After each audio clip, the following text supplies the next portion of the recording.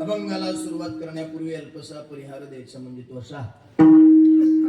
भगवंताच्या आशीर्वादाने, भगवंताच्या कृपेने, साधू संतांच्या आशीर्वादाने, थोरा मोठ्यांच्या सहकार्याने, भगवंताच्या पदस्पर्शाने, नोहे नोहे साधू संतांच्या पदस्पर्शाने पुनीत पावन झालेल्या पवित्र मातीत, पवित्र असणाऱ्या भूमीमध्ये हिंदवी स्वराज्याचे संस्थापक ज्यांनी 16व्या वर्षी स्वतःची करंगळी कापून रायरेश्वराला रक्ताचा अभिषेक घातला होता, असे हिंदवी स्वराज्याचे संस्थापक असणारे छत्रपती शिवाजी महाराज भोसले पाटील यांच्या जयंतीच्या निमित्ताने आपलं हे सप्ताहाचं आयोजन आहे. सप्ताहाचं नियोजन द्यावे तेवढे धन्यवाद सगळ्या ग्रामस्थ मंडळांना कमी आहे. आमचे परमार्थ प्रेमी, परमस्नेही, परम आदरणीय, परमश्रद्धेय आदरणीय श्री, ज्यांचं चांगल्या पद्धतीने आदरतेने एखाद्या वेळेस नोहे नोहे बीड सारख्या सिटीमध्ये, चांगल्या गावामध्ये आदरतेने नाव घेतल्या जातं, ते परमार्थिक क्षेत्रामध्येही तत्पर आहेत आणि इकडे एज्युकेशन झाल्यामुळे लॉ म्हणतात त्याला, ॲडव्होकेट, त्याही क्षेत्रामध्ये ते परिपक्व आहेत. ते आमचे परमार्थ प्रेमी श्री आदरणीय पवार साहेब, तुम्हाला साष्टांग प्रणिपात. बऱ्याच दिवसापासून हे सप्ताहाचं नियोजन आहे, कारण माझ्या डायरीमध्ये ज्यावेळेस तुम्ही तारीख दिली तेव्हा एक बी तारीख गेली नव्हती. आता तुमची तारीख आहे ही सापडावं लागते, कुठं तारीख सापडायची तुमची, म्हणजे 9 महिन्यापासून आपल्या सप्ताहाचं नियोजन आहे. म्हणून तुम्हाला धन्यवाद देतो. गावातील भजनी मंडळ, माता भगिनी, पुरुष वंद, महाग बसलेले, त्याच्या महाग बसलेले, तुळशी वृंदाव बसलेले, पाय लांबिलेले, पाया पडलेले, झोपी चाललेले, जागे असलेले, जे आजच आले ते, जे मुद्दाम येणाऱ्याला येऊ देत नाहीत ते, जे नुसते पंक्ती खाऊन घरी जाऊन झोपले ते, आणि सप्ताह चालू झाल्यावर काय गाव सोडून गेले ते, सगळ्यांना धन्यवाद.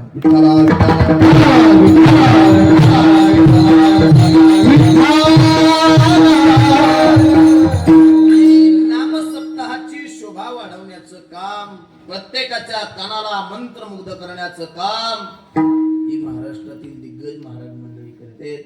माझे परम मित्र, हरिभक्तीपरायण, परमार्थ प्रेमी, परमस्नेही, परम आदरणीय, सेलू तालुका परभणी जिल्ह्याचं भूषण असणारे युवा कीर्तनकार आहेत, हरिभक्तीपरायण, संगीत विशारद, संगीत रत्न श्री आमचे माऊली महाराज, तुम्हाला धन्यवाद आहेत. त्याचबरोबर परमार्थ प्रेमी, परमस्नेही, परम आदरणीय, परमश्रद्धेय या बाजूला उपस्थित असणारे भविष्य महाराज, तुम्हाला सुद्धा धन्यवाद देतो. हरिभक्तीपरायण, परमार्थ प्रेमी, परमस्नेही, परम आदरणीय, मृदंगाचार्य, मृदंग सम्राट, मृदंग अलंकार पंडित केशवजी महाराज जगदाळे गुरुजींचे पुटशिष्य, नामवंत मृदंगाचार्य, अतिशय ताकदीचं ज्यांचं वाजवणे. नाहीतर पवार साहेब बऱ्याच सप्त्यात आम्हाला वाजणारे भेटत आहेत, वाजित का खाजित मिळत लागत नाही, नेमकं काय चाललेलं आहे. पण आमच्या विठ्ठल महाराजांचं वाजवणं म्हणजे असे की म्हाताऱ्या माणसाच्या मनाला सुद्धा डोलायला लावणारं वाजवणं विठ्ठल महाराज. त्यावेळेस तेवढे धन्यवाद तुम्हाला कमी आहेत. इकडे विष्णू महाराज आहेत, तुम्हाला सुद्धा धन्यवाद देतो. देवप्पा या ठिकाणी बसलेले आहेत. इकडे आमचे आपल्याच गावातील असणारे नारायण महाराज उपस्थित आहेत, अकॅडमीचे आमचे पवार सर आहेत. सगळ्यांना धन्यवाद देतो. मोजक्या वेळात अभंगाचा भावार्थ मी पाहण्याचा प्रयत्न करणार आहे आणि महाराष्ट्रामध्ये ज्यांच्या सिस्टीमचं नाव आदरतेने म्हणजे चांगल्या पद्धतीने गाजलेलं आहे. मोठा सप्ताह असू द्या, नारळी सप्ताह असू द्या, केवढा बी मंडप लावायची ताकद असू द्या, की ताकद लावण्याचं काम आपल्या तालुक्यातला माणूस म्हणजे दत्ताभाऊ करतो, एवढं लक्षात ठेवायचं. अतिशय सुंदर सिस्टीम, चिर नाही, फिर नाही, खूर नाही, कसली ऍडजस्टमेंट नावाचा प्रकार नाही. तेवढ्याच तंतोतंत बाबतीमध्ये सगळ्यांना धन्यवाद देऊन बरोबर मोजक्या वेळामध्ये श्री आदरणीय ज्यांचं मार्गदर्शन या ठिकाणी शंकर महाराज धन्यवाद, नारायण बाबाला सुद्धा धन्यवाद देतो. आजूबाजूला सगळे उपस्थित असणारे सगळ्यांना वंदन करून मोजक्या वेळात अभंगाचा भावार्थ पाहण्याचा प्रयत्न.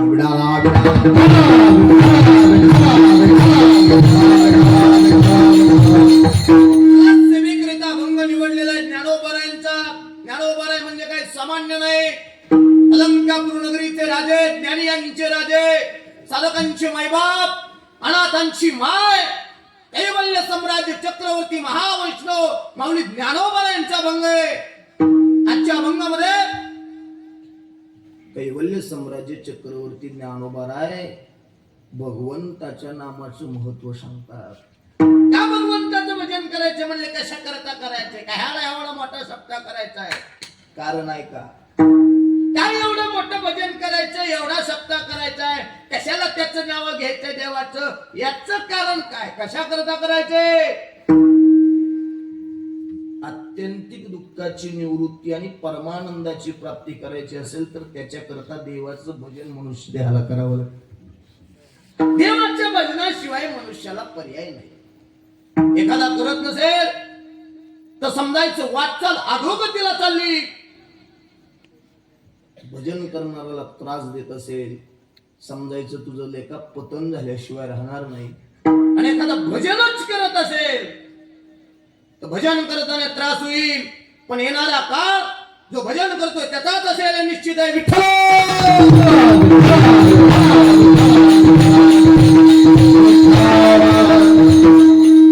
भजन पवित्र असणारं तोंड तुला देवानं दिलंय पवित्र देवाचं भजन करण्याकरता. करत नसेल तर धिक्कार आहे तुझ्या जीवनाचं सुद्धा. तुझ्या तोंडात जर देवाचं नाव येत नसेल तर कुठला पुरुषार्थ साध्य केलास? भजन जर करता येत नसेल तर पुरुषार्थ म्हणजे काय? तुझ्या जीवनामध्ये साधना नसेल तर पुरुषार्थ म्हणजे काय ते कळणार नाही.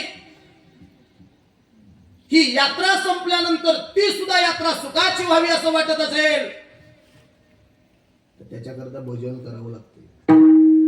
देवाचं नाव या पवित्र तोंडातून घ्यावं लागतंय.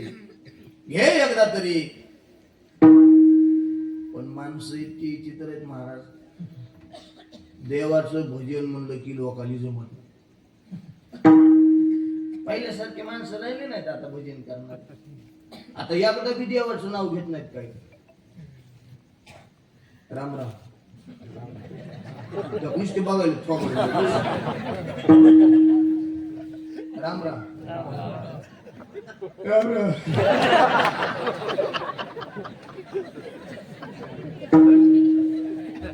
राम राम. पण मला किती रक्त टाटावं लागलं त्याचं काय? सहजासहजी कुणाच्या बी तोंडात देवाचं नाव येतं का? राम राम. आमच्या माता भगिनी त्याच्यापेक्षा भारी. एका शब्दात एक शब्द टाकूस तर भजन राम राम. त्याच्यामुळं पैसे त्यांना चालूच सध्या. आपलं त्याच पैशाचं गाणे वळायचं.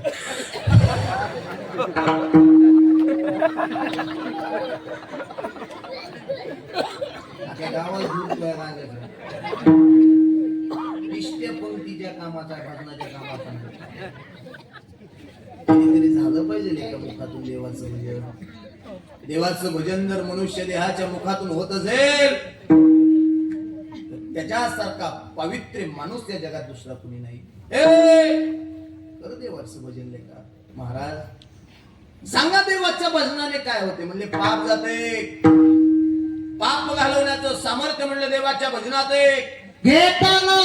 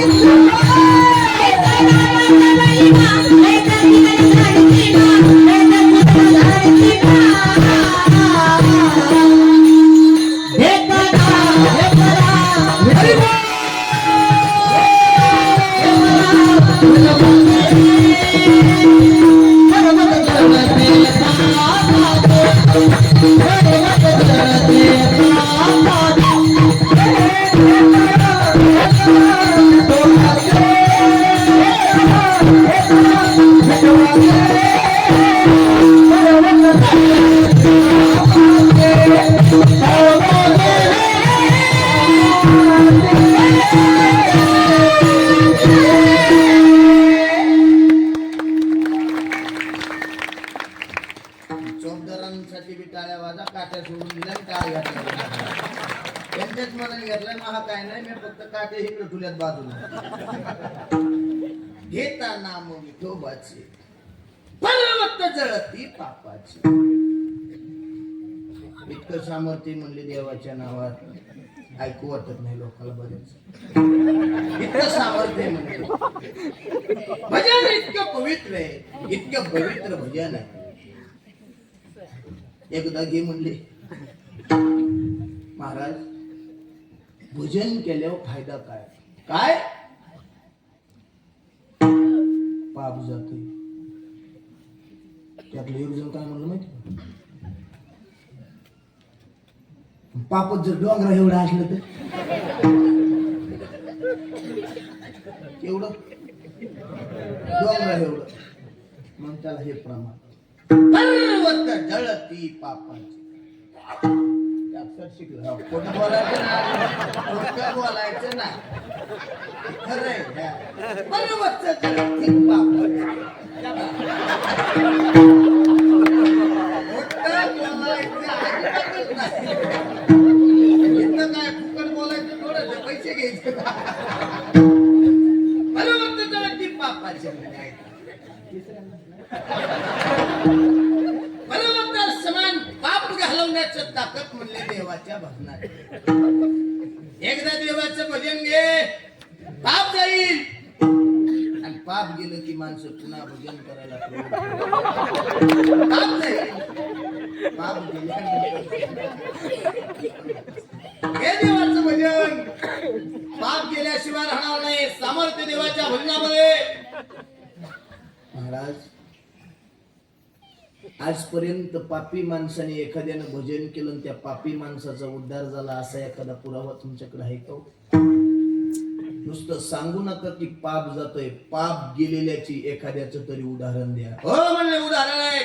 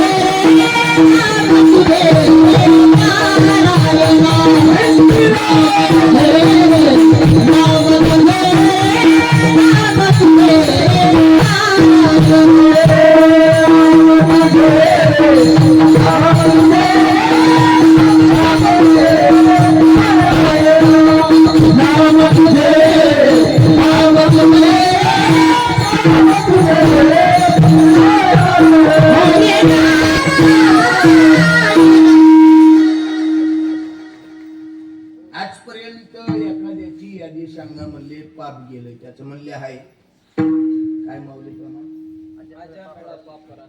तूही नेला. अजमेळ इतका पापी होता साहेब, इतका पापी होता, त्याच्यासारखा पापी कुणी नव्हता. पण शेवटच्या क्षणाला साधूची भेट झाली. साधू म्हटले निदान पोराचं तरी नाव देवाचं ठू, नारायण ठू. शेवटच्या क्षणाला पोराचं नाव नारायण ठेवलं. आणि मग वय झाल्यानंतर सारखं पोराचं भजन करायचं. नाही, पोराला आवाज द्यायचा, ए नारायणा, नारायणा, ए नारायणा.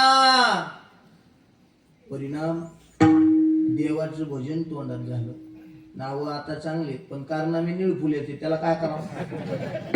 आता नाव चांगलेत लोकांचे पण कारनामे तसले. बाय बाय बाय बाय काय कर तुला. नाव चांगलं असलं की देव बी आपला उद्धार करीत असते. नारायणाचं म्हणजे पोराच्या निमित्ताने देवाचं भजन झालं. पुत्राची लोभे मुळे नारायण, त्यासाठी विमान पाठविले. एवढं सामर्थ्य म्हणलं देवाच्या नावातले. त्याला एक पटून गेलं म्हणले त्याचं पाप गेलं. दुसरं उदाहरण ऐका. वाल्यापुरी माहिती आहे तुम्हाला?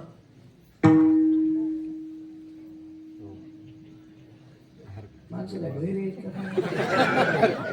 अरे वाल्या कुळी माहित आहे का तुम्हाला? वाल्या कुळी हरावले मामा वाल्या कुळी ऐकू नये. मी नव्हतं तेव्हा म्हणायचं पण मी ऐकू नये.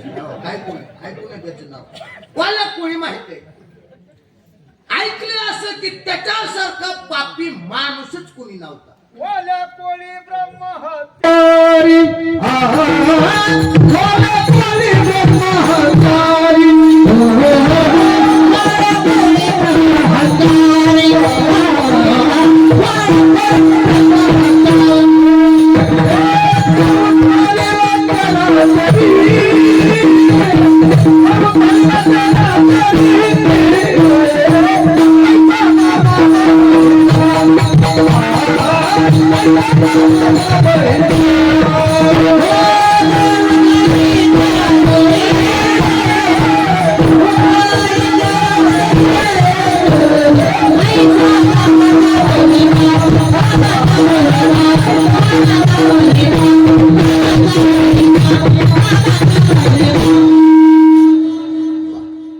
वाल्या कुळी माहित आहे म्हणले लय पापी. ऐका किती पापी माहितीये का? किती पापी. तुम्ही सगळे मीडिया बघणारी माणसे किती पापी माहितीये का? विठ्ठल महाराज वाल्या कुळी. आताचा हे जे आहे ना ते मोबाईल बंद कर दादा, बंद कर तुझा फोन.